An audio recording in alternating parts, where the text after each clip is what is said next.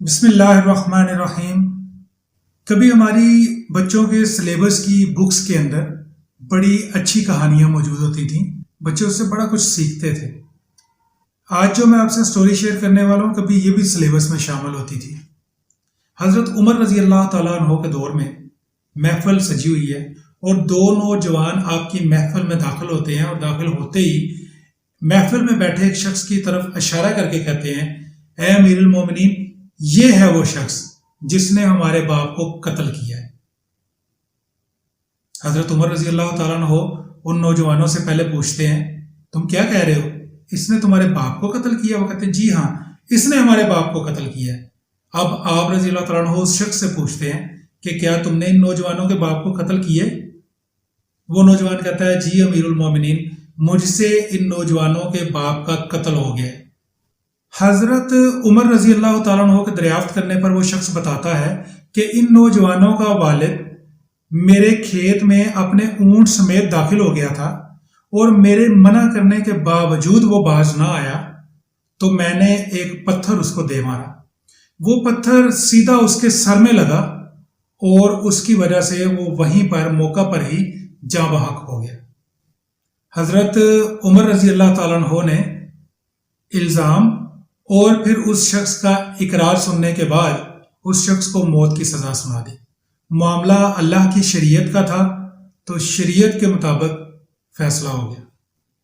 فیصلہ سننے کے بعد اس شخص نے یہ کہا کہ اے امیر المومنین، مجھے اللہ ذوالجلال کے نام پر اتنی مہلت دیں کہ میں صحرا جا کر اپنے بال بچوں کو بتا آؤں کہ مجھے سزا کے طور پر قتل کر دیا جائے گا۔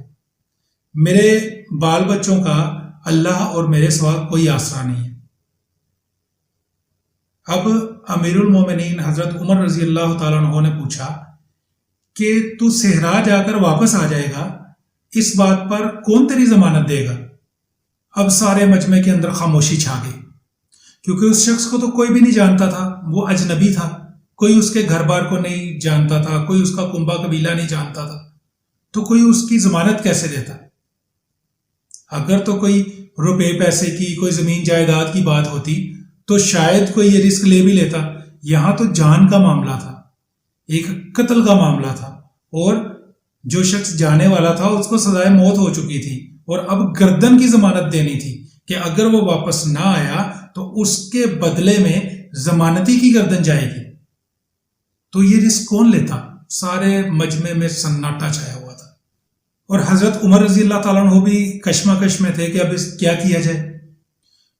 انہوں نے دونوں نوجوانوں کی طرف دیکھا کہ جیسے وہ ان سے التجا کر رہے ہوں کہ معاف کر دو، لیکن ان نوجوانوں نے برملا کہہ دیا، بغیر ہچکچائے کہہ دیا کہ ہم اپنے باپ کے قاتل کو نہیں چھوڑیں گے، ہم معاف نہیں کریں گے۔ اب حضرت عمر رضی اللہ تعالیٰ عنہ نے بلند آواز میں مجمع سے کہا کہ ہے کوئی جو اس شخص کی ضمانت دے؟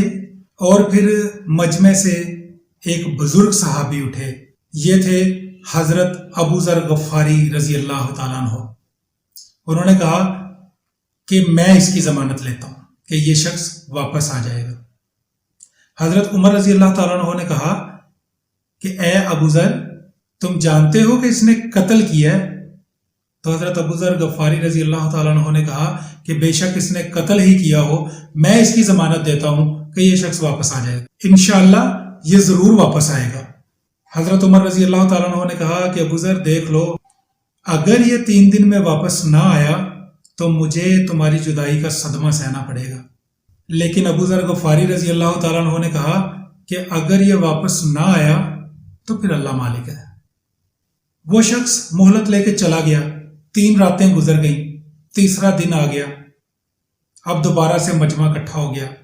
وہ دونوں نوجوان بھی آ گئے جو کہ اپنے والد کا قصاص لینے کے لیے بڑے بے چین تھے، اور حضرت ابو ذر غفاری رضی اللہ تعالیٰ عنہ بھی تشریف لے آئے اور حضرت عمر رضی اللہ تعالیٰ عنہ کے سامنے آ کر بیٹھ گئے۔ محفل میں سناٹا چھایا ہوا تھا، کوئی نہیں جانتا تھا کہ آج کیا ہونے والا ہے۔ ہر کوئی حضرت ابو ذر غفاری رضی اللہ تعالیٰ عنہ سے بڑا پیار کرتا تھا۔ حضرت عمر رضی اللہ تعالیٰ عنہ کو بھی حضرت ابو ذر سے بڑی الفت تھی، لیکن یہاں معاملہ شریعت کا تھا۔ ہر کوئی پریشان تھا، ایون حضرت عمر رضی اللہ تعالیٰ عنہ بھی، کہ اگر وہ شخص واپس نہ آیا تو حضرت ابو ذر غفاری رضی اللہ تعالیٰ عنہ جو کہ ضمانتی تھے ان کی گردن جائے گی۔ اور آخر کار شام سے ذرا پہلے، مغرب سے تھوڑی دیر پہلے وہ شخص واپس لوٹ آیا اور آ کر حضرت عمر رضی اللہ تعالیٰ عنہ کے سامنے پیش ہو گیا کہ میں اپنی سزا پانے کے لیے حاضر ہوں۔ اب کے مجمع اللہ اکبر کے نعروں سے گونج اٹھا۔ حضرت عمر رضی اللہ تعالیٰ عنہ نے اس شخص سے کہا کہ اے شخص، اگر تم نہ بھی آتا تو ہم تیرا کیا بگاڑ لیتے؟ یہاں پر تو کسی کو تیرے ٹھکانے کا پتہ ہی نہیں تھا، پھر تو کیوں لوٹ آیا؟ تو اس شخص نے کہا کہ میں اپنے بال بچوں کو اللہ کے آسرے پر چھوڑ کر یہاں قتل ہونے کے لیے، اپنی سزا پانے کے لیے حاضر ہو گیا ہوں۔ مجھے ڈر صرف اس چیز کا تھا کہ کہیں کوئی یہ نہ کہہ دے کہ آج لوگوں کے اندر سے ایفائے عہد ہی اٹھ گیا ہے، کہ میں نے وعدہ کیا تھا کہ میں 3 دن میں واپس آ جاؤں گا۔ حضرت عمر رضی اللہ تعالیٰ عنہ نے حضرت ابو ذر غفاری رضی اللہ تعالیٰ عنہ سے پوچھا کہ تم نے کس بیس کے اوپر اس کی ضمانت دی تھی؟ تو حضرت ابو ذر غفاری رضی اللہ تعالیٰ عنہ نے فرمایا کہ مجھے یہ ڈر تھا کہیں کوئی یہ نہ کہہ دے کہ آج لوگوں کے اندر سے خیر ہی اٹھا لی گئی۔ اور پھر حضرت عمر رضی اللہ تعالیٰ عنہ نے ان دونوں نوجوانوں کی طرف دیکھا اور پوچھا اب کیا کہتے ہو؟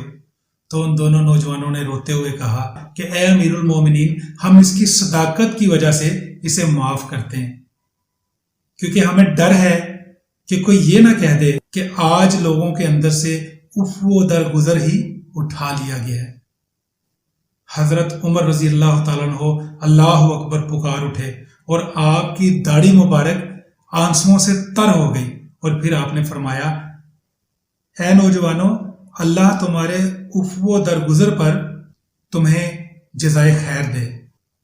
اے ابو ذر، اللہ تمہیں اس شخص کی مصیبت میں مدد کرنے پر جزائے خیر دے، اور اے شخص، اللہ تجھے اس ایفائے عہد اور صداقت پر جزائے خیر دے، اور اے امیر المومنین، اللہ تجھے تیرے عدل اور رحم دلی پر جزائے خیر عطا فرمائے۔ آمین۔ Thank you.